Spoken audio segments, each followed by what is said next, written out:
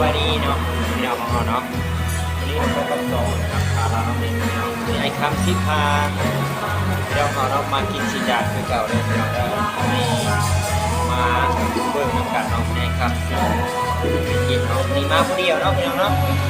ไม่ไอ้คำไม่ได้มีหมูนำเนาะมีแต่ไอ้คำมากินคนเดียวเนาะพี่น้องไอ้คำที่พาพี่น้องของเราเนาะโดยซีของเรามาเบิ่งน้ำกันเนาะนี่ไอ้คำที่พามากินสิดาเนาะอยู่ห้างเนาะมอแถวไอคันอยู่เนาะเราเนาะมีไอคันมาจะมาครั้งแรกเนาะห้างแรกเนาะได้คำมีได้ขี่ผ่านคือเนาะแต่ผมเคยเข้าเนาะแต่วันนี้ไอคำที่พามากินเบิร์เนาะว่ามันเป็นยังไง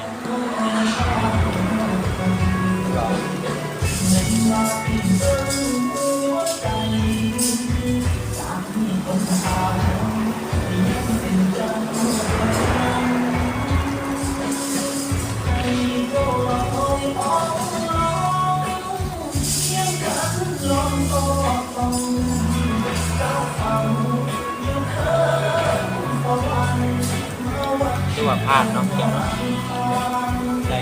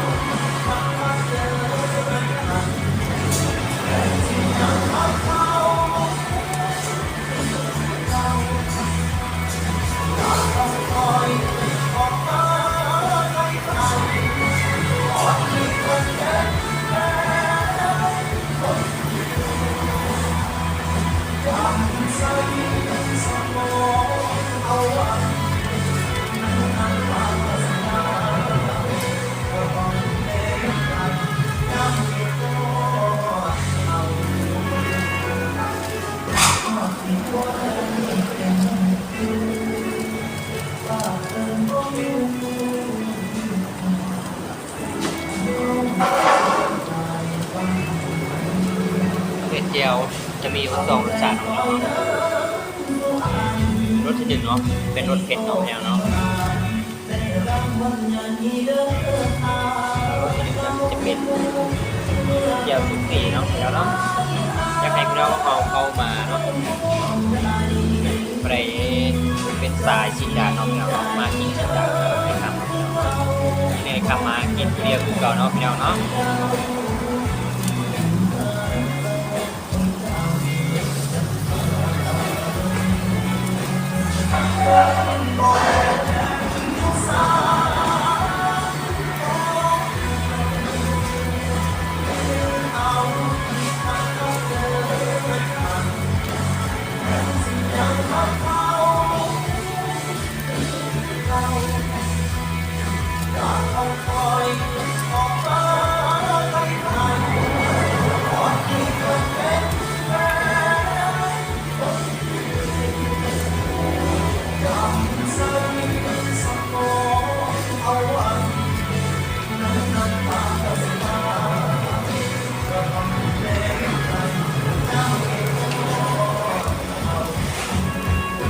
คือว่าผ่านเนาะผ่านนี่เนาะเพราะว่าตั้งแก้วเนาะนี่แหละพี่น้องเนาะแก้วไปแจกก่อนพี่น้องเนาะได้ที่อยากกินเนาะไอ้คำมาแนะนำทานเนาะแก้วทอดไอ้คำอยู่เนาะพี่น้องเนาะแก้วขายทหารเนาะพี่น้องเนาะแก้วจะแจกไปก่อน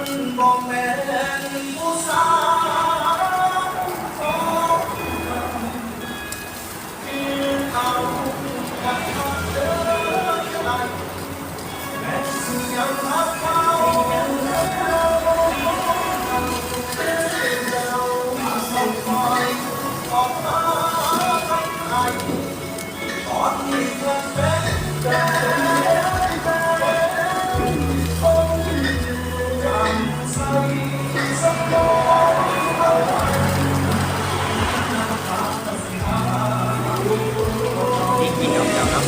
ต้องกินหลายๆเราต้องกินเยอะๆเนาะเวลาไปคนเดียวเนาะพี่น้องถ้าคนเดียวกินเดียวเพราะว่ามันจะกินไปต้องกินหลายๆเนาะตามมาต้องตามต้องกินเดียวแต่ไม่ได้ครับ ามมาเรียนต้องกินอะไร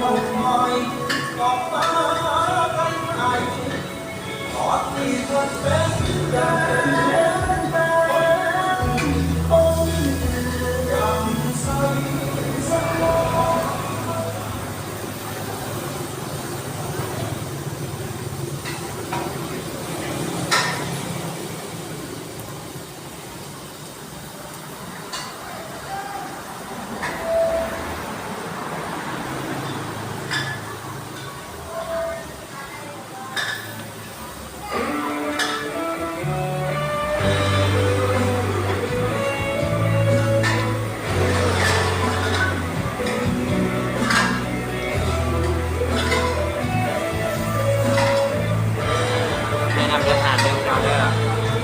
มุ่งมอดเราทายทหารเนาะมุ่งมอดเราไปทางทางอ่อนเนาะท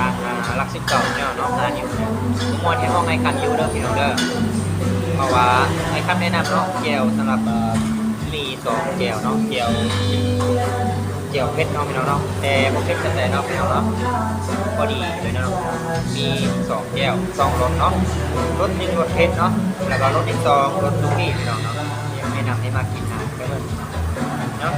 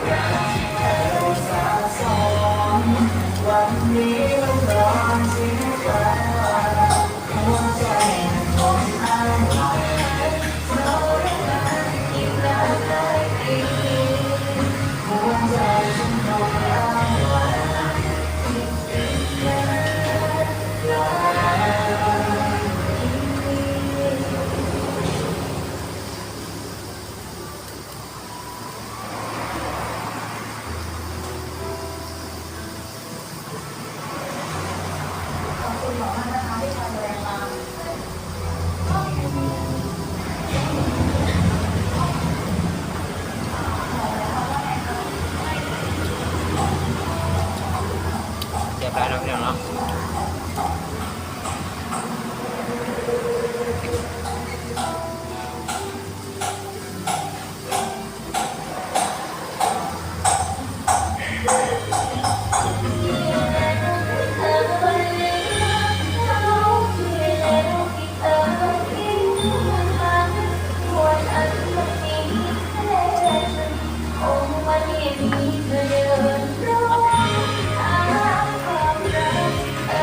ลาแล้วพี่น้อง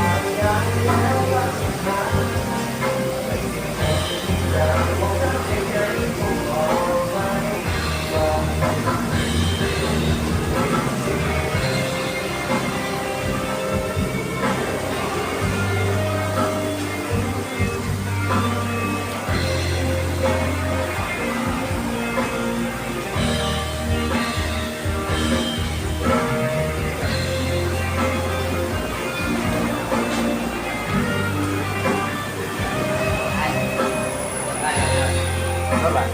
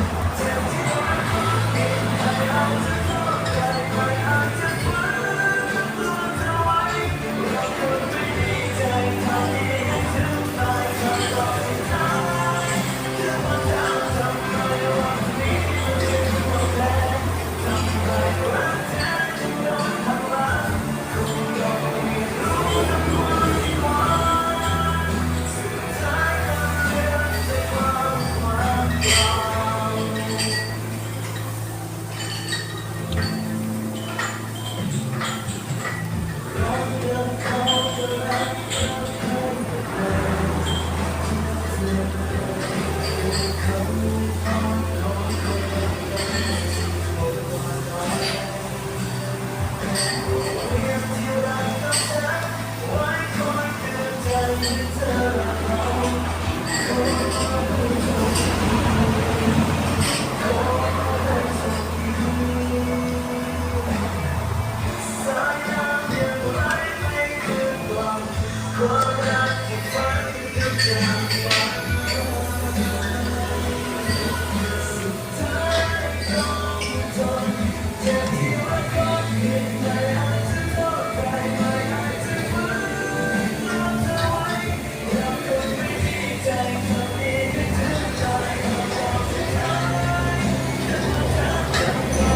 ลากินเนาะพี่น้องเนาะไอ้คำอยากให้กินหลายๆเนาะกินหน่อยเดียวมันสิพี่น้องพอดียวมันสิบ่หมดพี่น้องผมกินหลายๆแล้ว